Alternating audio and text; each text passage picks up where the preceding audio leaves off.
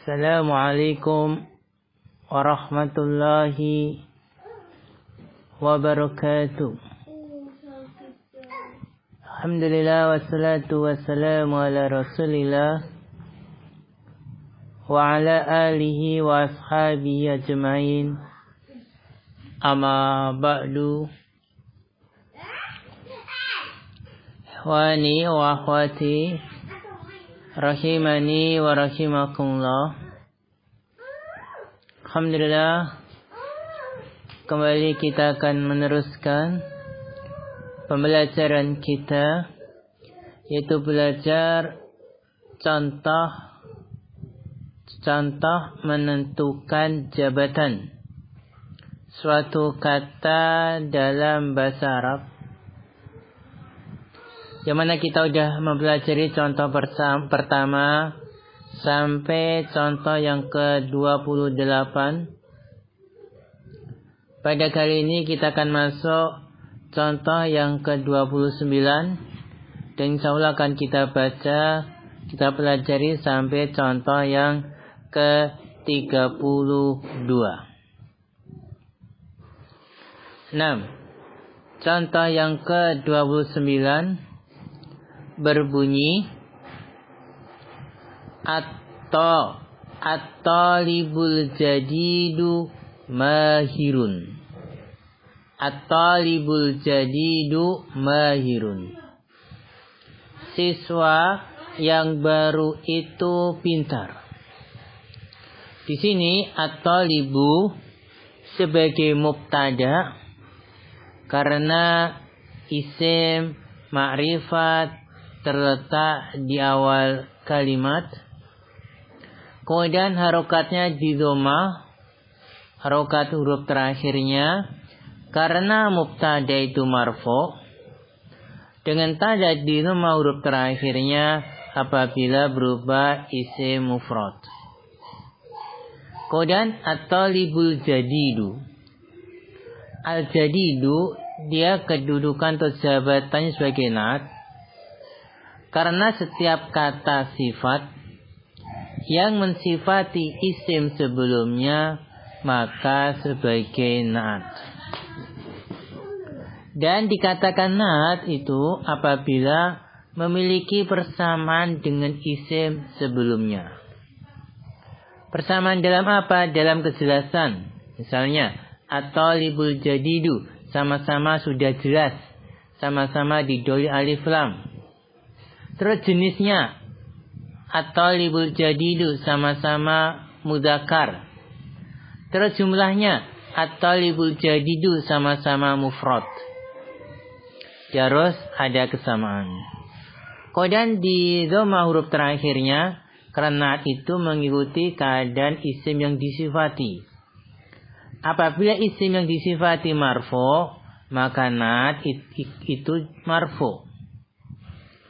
Dan tanda marfu'nya di dhammah huruf terakhirnya karena berupa isim mufrad. Sekarang at-talibul jadidu mahirun. Mahirun sebagai khobar karena penyempurna makna mubtada. Dengan adanya mahirun, mubtada'nya at-talibu memiliki makna yang sempurna.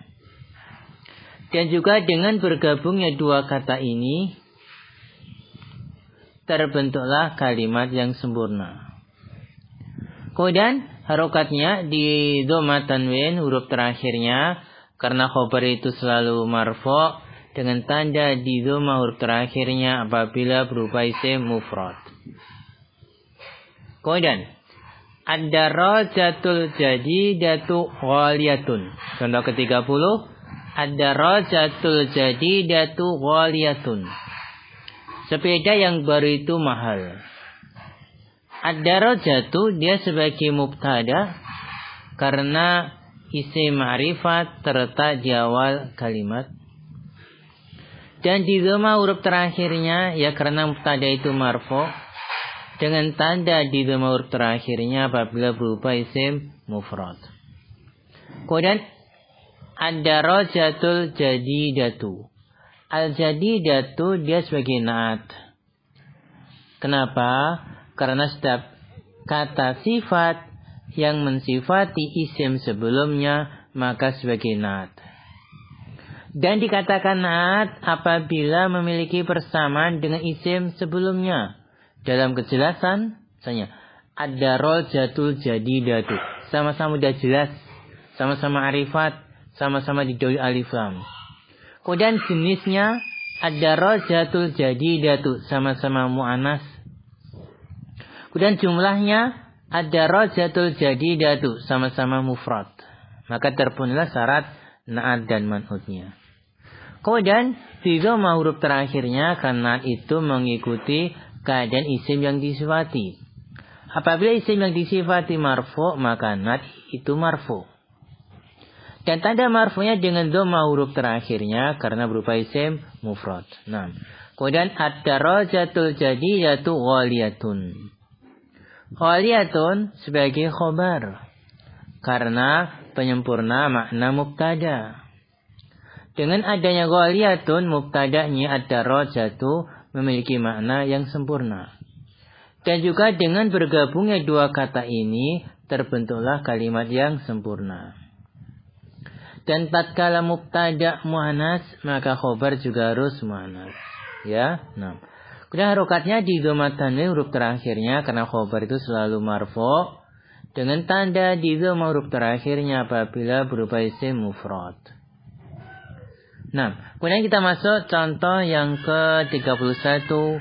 Abbasun tajirun ghaniyun. Abbas seorang pedagang yang kaya. Abbas dia sebagai mubtada karena isim ma'rifat yang terletak di awal kalimat. Kemudian Abbas di dhamma tanwin huruf terakhirnya karena mubtada itu marfu dengan tanda di dhamma huruf terakhirnya apabila berupa isim mufrad. Nah. Kemudian Abbasun tajirun.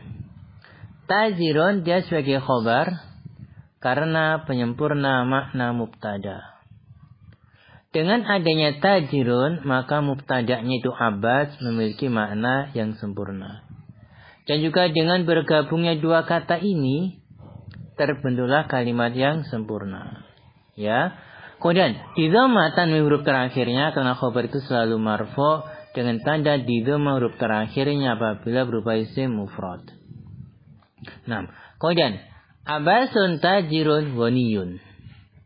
Ghaniyun dia sebagai naat ya karena setiap kata sifat yang mensifati isim sebelumnya maka sebagai naat. Dan dikatakan naat apabila memiliki persamaan dengan isim sebelumnya. Dalam kejelasan, nah, Abbasun tajirun ghaniyun. Tajirun ghaniyun sama-sama belum jelas atau nakirah. Kemudian dalam apa lagi? Dalam jenis. Nah, dalam jenis tajirun ghaniyun sama-sama mudzakkar laki-laki. Kemudian apa lagi? Jumlah. Tajirun ghaniyun sama-sama mufrad. Nah. Kemudian di dhamma huruf terakhirnya karena itu mengikuti keadaan isim yang disifati. Apabila isim yang disifati marfu maka naat itu marfu. Dan tanda marfunya dengan di dhamma huruf terakhirnya karena berupa isim mufrad. Kemudian ke-32. Aisyatu imratun salihatun. Aisyah wanita yang solehah. Aisyah dia sebagai mubtada karena setiap isim ma'rifat yang terletak di awal kalimat sebagai mubtada dan di dhamma huruf terakhirnya karena mubtada itu marfu dengan tanda di dhamma huruf terakhirnya apabila berupa isim mufrad. Adapun imratun maka sebagai khobar karena penyempurna makna mubtada. Dengan adanya imratun maka mubtada'nya yaitu Aisyah memiliki makna yang sempurna.